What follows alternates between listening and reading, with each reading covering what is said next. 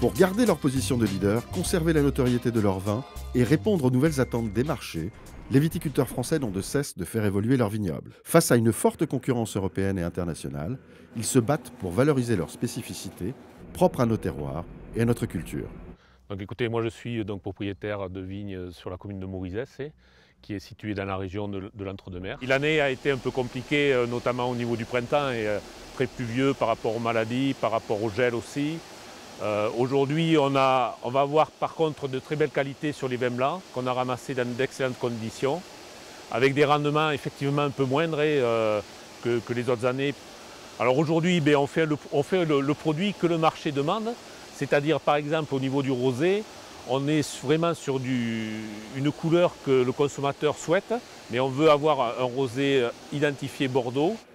Aujourd'hui, le vignoble bordelais se restructure, on augmente la densité et aussi aller toujours dans ce sens de la qualité, puisqu'aujourd'hui on fera, on va dire, 55 hectares de vin de Bordeaux avec 3300 voire 4000 pieds hectares, alors que jusqu'à maintenant, des vignes qui avaient été plantées il y a 30 ans, on n'avait que 2000-2500 pieds hectares. C'est à peu près un peu plus de 50% de la consommation des vins de Bordeaux se fait en France. Et depuis 30 ans, la consommation baisse sur le marché intérieur.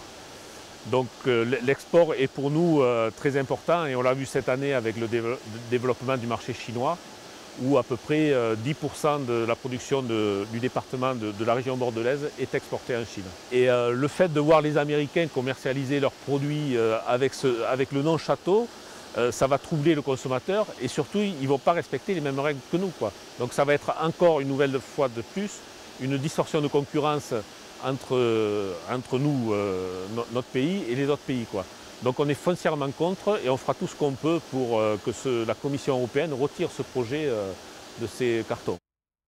Alors c'est vrai que ces vendanges se terminent avec un contraste à la fois donc la production, puisque nous allons connaître une des plus petites récoltes que nous n'ayons jamais connues en France. Paradoxalement, la qualité, elle est au rendez-vous.